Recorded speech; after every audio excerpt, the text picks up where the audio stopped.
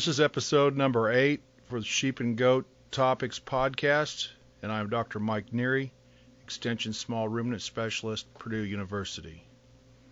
On this episode, we will discuss some nutritional and management strategies for the early and mid-gestation period for the ewe and doe.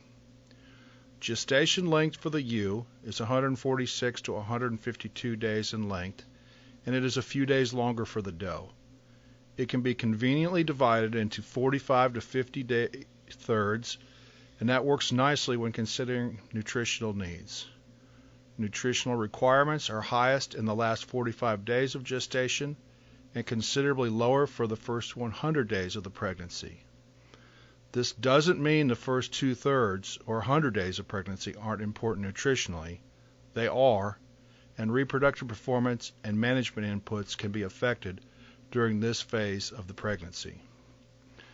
As breeding season is winding down, the well-managed flock or herd will have had the body condition score in the 3 to 3.5 range on a 1 to 5 scale. This should result in a high percentage of females that are bred, a breeding season of 2 heat cycles, and a higher twinning percent as compared to females at a lower body condition score. Nutrition during this phase is simple. Try not to radically change the feeding program that got these animals to that level of body condition score. They could still be on their flushing diet, and changes to this diet should be made slowly and deliberately. This is important as the first 40 days or so of the pregnancy, it is best to avoid stress and big changes either nutritionally or management-wise. This is due to the fact that the embryo doesn't implant into the uterine wall until about 20 to 25 days after fertilization. During this time period, the free-floating embryo is at an increased risk for loss. Some reports suggest up to 30% of embryos can be lost during this time period if animals are overly stressed. So try to keep extraneous stress as low as practical during this time period, just following fertilization to help increase reproductive production. Keep them on the same flushing, nutrition program they've been on to help to avoid drastic changes to their system. Try to avoid transporting animals, working animals through handling facilities, subjecting them to rough dog work, and any other potential stressor. Try to keep the ewes and does in an area that has some protection from adverse weather, like wind and rain, and has some shade for any hot days. Good, clean water and a sound mineral program are also important during this first trimester of the pregnancy. The next 50 to 60 days of the pregnancy is considered mid-gestation, and fetal growth is very minimal during this period. The most important physiological event during this mid-gestation period for a pregnant female is the growth of the placenta. The placental size and health to a large extent affects the birth weight of the lambs and kids. Undernutrition during mid-gestation can result in lambs or kids being smaller at birth, especially for multiple births, and this can decrease survival of the neonate and increase management inputs due to lambs and kids being less vigorous at birth.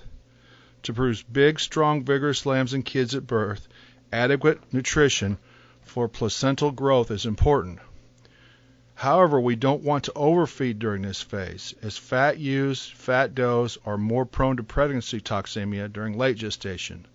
Also, if they start to deposit excess fat internally, they have lower feed intake potential in late pregnancy and also a lower milk production in lactation. The nutritional objective during mid-gestation should be to avoid the ewe and doe losing too much or gaining too much body weight during this time period. This is assuming a beginning body condition score of around a 3 or slightly higher. A small amount of weight can be lost during this period if they're in good body condition score at the start of mid-gestation, but try to avoid them losing more than about a third to a half of a condition score. This would be 4 to 6 pounds depending on mature size. If females are a bit thinner than desired, a modest body weight and body condition score increase would be desirable. Try to avoid the sharp increases or the sharp decreases in body weight and body condition score. So, what do ewes and does need for nutrition during mid-gestation? For spring lambing or kidding operations, they can be grazed on fall pastures if adequate forage is available to maintain weight or increase weight slightly. A good mineral program is important during this phase for spring lambing and kidding operations, and it is important to monitor their body condition score every couple of weeks during this period. For winter lambing and kidding operations where animals are in confinement or semi-confinement, both ewes and does need to consume about 2 to 2.5% of their body weight daily in dry matter of hay or equivalent.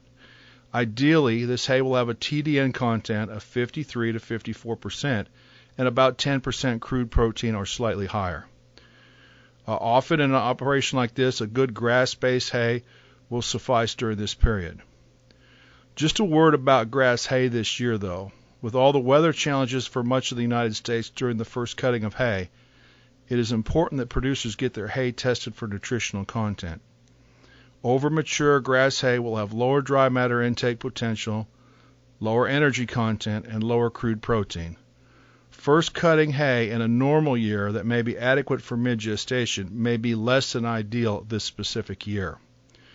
Again, a good mineral program is important for this type of lambing and kidding operation, and also it's a good idea to monitor body condition score just like it is for the spring lambing or kidding.